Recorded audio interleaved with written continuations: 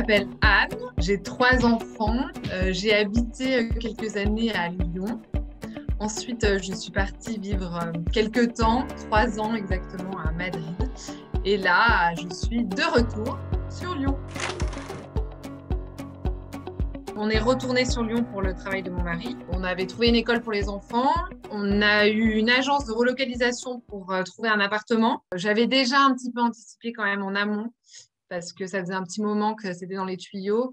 Et moi, je m'étais inscrite à une formation pour préparer le concours de professeur des écoles, le CRPE. Donc, je me suis inscrite à la fac. Quand je suis partie, j'ai fait une démission pour suivi de conjoint. J'ai importé 3 mois de chômage en Espagne parce qu'on a le droit, quand on part dans un pays de l'Union européenne, d'importer 3 mois de chômage. Donc, j'ai réouvert mes droits au chômage.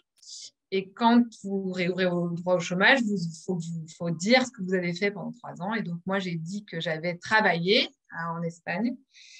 Et là, du coup, quand j'ai dit ça, eh ben, il faut solder ses droits. Et donc, il faut récupérer un document qui s'appelle le U1. Et ce document, moi, je ne l'avais pas, quoi. Je ne savais pas. J'ai demandé, ça s'appelle à la CP, c'est l'organisme de chômage en Espagne.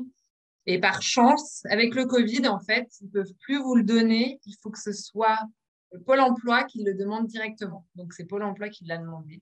Et donc, du coup, les choses se sont arrangées. Mais c'est vraiment un petit truc que je n'avais pas prévu.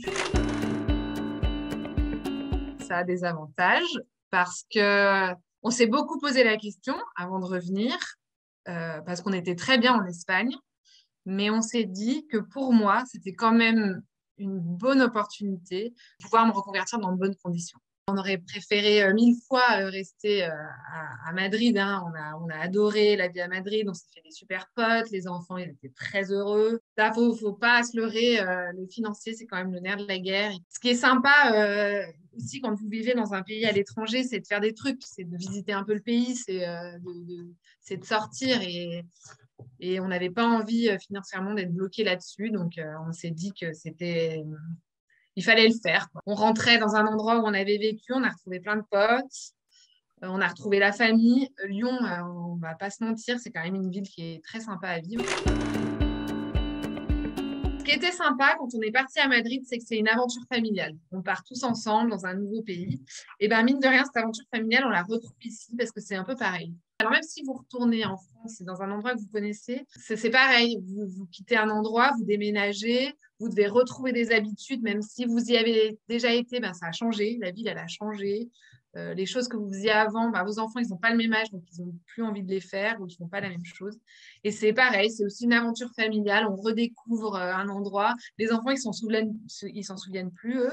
Donc, pour eux, c'est un truc nouveau. Et on reprend des habitudes, on va rencontrer des nouveaux gens. Les débuts à l'école étaient un peu difficiles parce qu'on quitte quand même le lycée français qui est une école sur 3 hectares de terrain dans des conditions qui sont top. Là, on est en ville, la cour, il y a 4 murs. Bon, c'est moins rigolo, mais après, il y a d'autres trucs aussi dans l'école qui sont chouettes. Les enfants, ils se sont fait des copains. Colombe est très triste parce qu'elle avait ses habitudes, elle avait ses potes, elle les a perdus.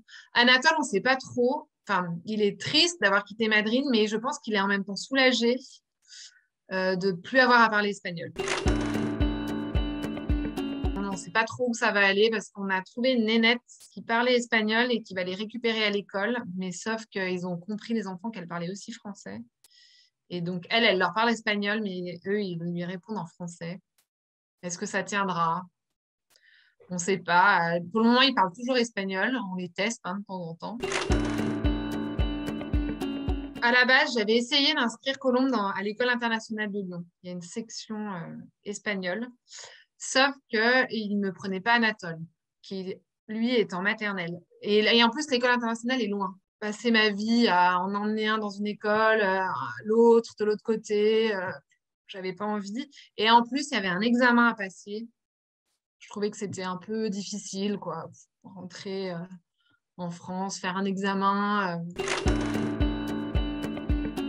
Les potes, eux, pendant 3 ans, ils ont fait leur vie. Donc, on les a retrouvés, mais un peu moins C'est pas un reproche, hein, attention. À Madrid, quand même, nos potes, on les voyait très souvent. On les voyait très, très souvent.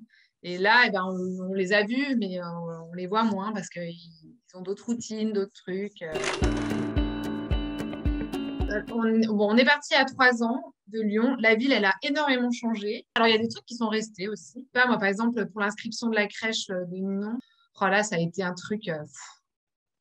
j'ai dû envoyer 40 papiers, quoi. C'était un truc de fou, quoi. J'avais la sensation de pas être trop chez moi. Et en même temps, ce qui est hyper déstabilisant, c'est que les gens, autant quand vous êtes étrangère à l'étranger, ça se voit que vous êtes étranger.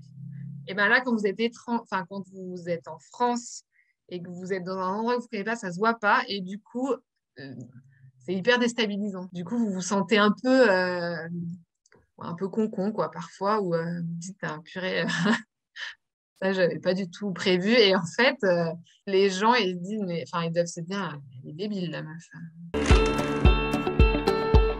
En fait, ce que je trouve difficile dans ce retour-là, c'est qu'en fait, on retrouve un peu la vie qu'on avait avant et je trouve que c'est un peu compliqué, quoi, parfois. Mais après, c'est la vie, hein.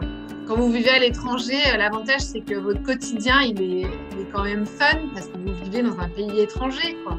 Donc, quand vous êtes en France, acheter une baguette, c'est tout pourri, vous le faites tout le temps. C'est acheter une baguette, c'est normal. Mais à l'étranger, quand vous achetez une baguette, c'est une aventure. Parce que vous arrivez, vous ne savez pas trop comment il faut demander, vous ne savez pas où aller. Vous allez demander un truc, on va vous donner autre chose. C'est drôle, quoi. C'est drôle. Je recommanderais aux gens qui rentrent en France de rentrer dans une autre ville qu'ils ne connaissent pas. À mon avis, c'est fun. C'est un peu plus fun.